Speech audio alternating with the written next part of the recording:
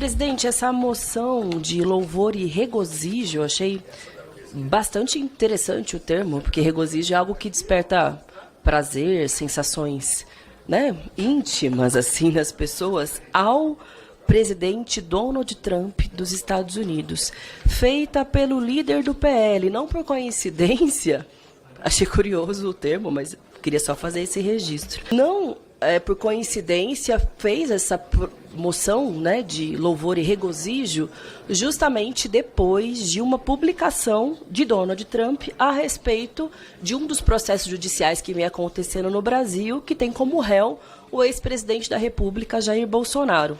Entre outras coisas, ele basicamente faz ameaças diretas e indiretas ao Brasil a partir desse processo que em breve deve culminar na prisão do ex-presidente da República por suas diferentes formas de tentativa de golpe de Estado e de ataque às liberdades democráticas no nosso país.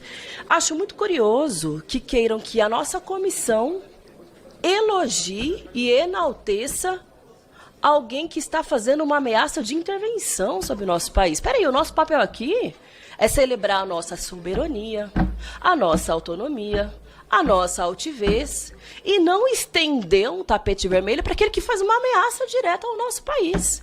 Utilizar aqui o termo bater continência é pior, é lamber o chão, é se ajoelhar, é aplaudir o seu próprio algoz.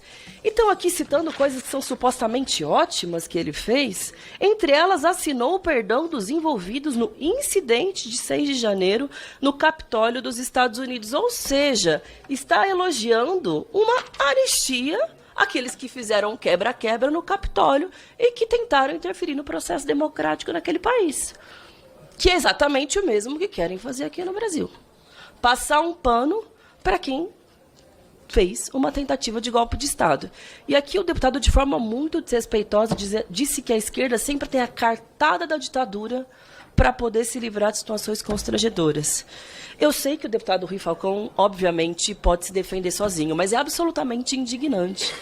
Porque ele não está usando cartada da ditadura coisa nenhuma. O deputado foi torturado na ditadura. Não é que ele tem cartada. Ele está colocando um relato pessoal de alguém que, assim como muitas outras pessoas, infelizmente, foram presas, foram torturadas e muitas outras foram mortas. Inclusive parlamentares, como o ex-deputado Rubens Paiva. E é, no mínimo, irônico, um parlamentar, no regime democrático, defender um modelo que prende, tortura, caça e mata deputados como ele. Ou é burrice, vocês me desculpem, ou é burrice, ou é uma perversidade, ou é achar que porque é desse ou daquele partido, porque já fez uma série de outros crimes na sua vida e foi poupado de cumprir pena em função deles, seria poupado no modelo ditadura. Não, querido. Não é porque é de extrema-direita que a ditadura te pouparia. A ditadura militar que vocês exaltam, ela é perversa com todos, independentemente da posição política, porque não foram só comunistas que foram presos, mortos e torturados.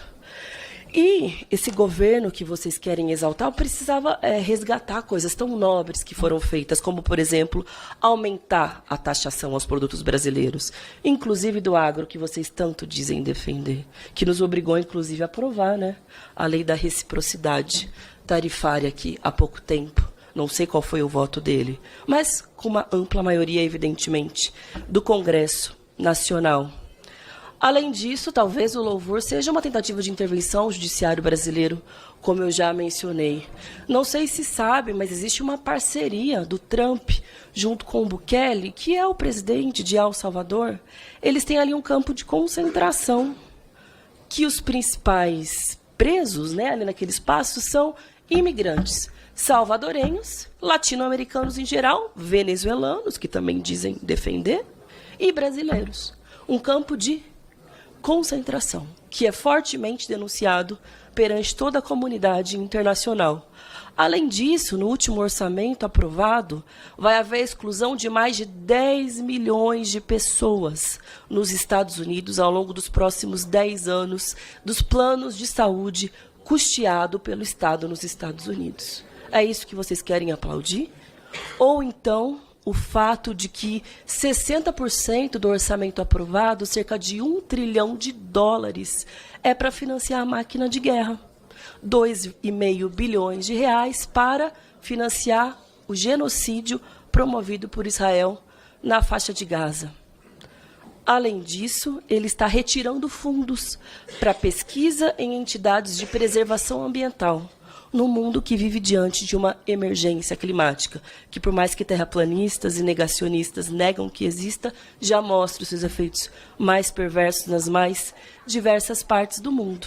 Ele vem perseguindo universidades e estudantes, está cortando fundos de universidades pelo fato de financiarem atletas que são trans.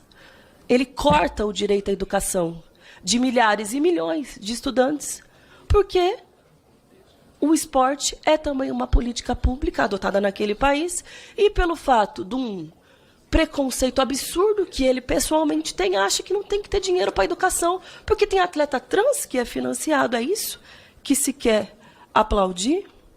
Ele fechou aquilo que seria equivalente aqui no Brasil ao Ministério da Educação.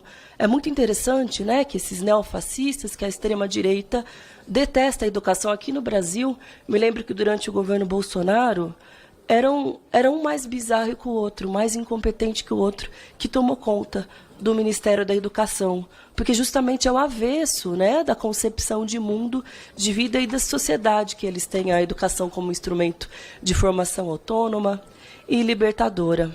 Ele utiliza a força militar para intervir em cidades como, por exemplo, Los Angeles, para fazer diretamente uma perseguição a imigrantes, ainda que o prefeito e o governador local sejam contra essa política, criando uma guerra interna.